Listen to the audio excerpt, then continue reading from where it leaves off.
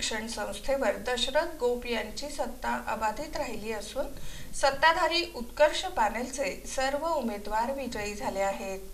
पद्मशाली शिक्षण संस्थेवर अखेर एक हाती सत्ता मिळवण्यात संस्थेचे सर्वेसर्वा दशरथ गोप हे चौथ्यांदा यशस्वी ठरले। रविवारी झालेल्या विश्वस्त मंडळाच्या निवडणुकीत सत्ताधारी उत्कर्ष पॅनेलचे सर्वच्या सर्व 25 उमेदवार विजयी झाले।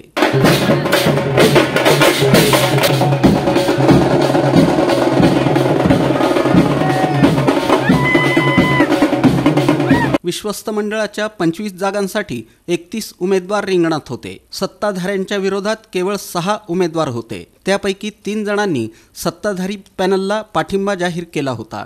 त्यामुळे ही निवडणूक सत्ताधाऱ्यांसाठी एकतर्फीच ठरली होती। अखेर रविवारी झालेल्या निवडणुकीत अपेक्षेप्रमाणे सत्ताधारी पॅनलनं निर्विवाद यश संपादित केलं। रविवारी सकाळी 7:30 ते सायंकाळी 5 या वेळेत कुचन प्रशालेतील 4 केंद्रांवर मतदान झालं। मतदानानंतर लगेचच संस्थेच्या इप्पाकायल सभागृहात मतमोजणी होऊन निकाल घोषित करण्यात आले। सत्ताधारी उत्कर्ष पॅनलचे सर्व उमेदवार विजयी झाल्याची माहिती निवडणूक निर्णय अधिकारी PG कदम यांनी दिली। या निवडणुकीत सत्ताधारी पॅनलचे सर्वेसर्वा दशरथ गोप यांना 606 मतं पडली।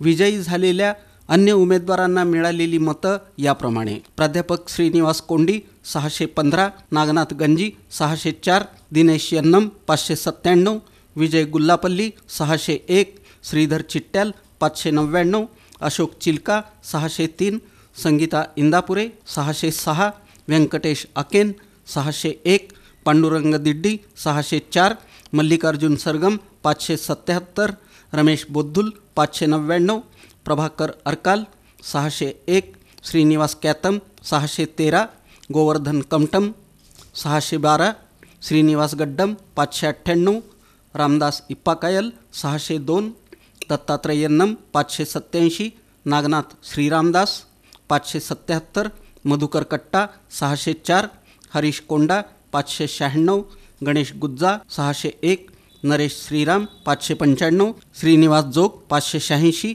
अंबादास गज्जम 594। विरोधी गटातील अजय अन्नलदास, दयानंद कोंडाबत्तीनी, बालाजी जक्का यांनी सत्ताधारी उत्कर्ष पॅनलला पाठिंबा जाहीर केला असला तरी त्यांना काही मतं मिळाली। अन्नलदास यांना 40, कोंडाबत्तीनी यांना 36 तर जक्का यांना 31 मतं पडली। अन्य उमेदवार उमेश आडम यांना 90, गोवर्धन बोडा यांना 35, नागबाबू कुडक्याल यांना 47 मतं पडली। दरम्यान विजयानंतर प्रतिक्रिया व्यक्त करताना दशरथ गोप यांनी ही निवडणूक बिनविरोध होणार होती, मात्र एका राजकीय नेत्यानं आडकाठी आणून काही लोकांना उमेदवारी अर्ज कायम ठेवण्यास सांगितलं, त्यामुळे ही निवडणूक लागली, असा आरोप पद्मशाली शिक्षण संस्थेचे सचिव दशरथ गोप यांनी विजयानंतर पत्रकारांशी बोलताना केला। पद्मशाली समाजात एकी होऊ नये म्हणून या राजकीय नेत्यानं ही खेळी खेळली। वेळ आल्यानंतर त्यांचं नाव उघड करू, असंही दशरथ गोप यांनी यावेळी बोलताना सांगितलं। होणार होती। आम्ही बरेचसे प्रयत्न केलो। जवळजवळ 61 उमेदवारांमधनं जवळजवळ 30 उमेदवार माघार घेतलेत। अजून 6 उमेदवार घेणार होते, पण त्यानंतर 3 उमेदवार आम्हाला पाठिंबा दिले, त्यामुळे 3 उमेदवार राहिले होते। त्यांचा शेवटपर्यंत मतदान केलं होतं। कारण एका असं ऐकू बातमी आहे की ऐकू बातमीपेक्षा सत्यता असेल असं वाटतं की एका राजकीय पुढाऱ्याने सदर पद्मशाली समाजात एकोपा होऊ नये यासाठी प्रयत्न करून हे घडवून आणलेले असं एकंदरीत समाज बांधव चर्चा आहे। त्याबद्दल आम्ही लवकरच सर्व समाज बांधवापुढे सत्यता पुढे आणण्याचा प्रयत्न करू। समाज बांधव यावेळेला भरघोस मताने आम्हाला निवडून दिले, कारण का आपला विकासाचा त्यांनी ध्येय पूर्ण झालेले असा भरघोस मतदारातून प्रतिसाद मिळत होतं। त्यामुळे आम्ही त्याबद्दल त्यांचाही आभार मानतो व सर्व समाज बांधव, सर्व मित्रचिंतक सर्वांचे मी आभार मानतो।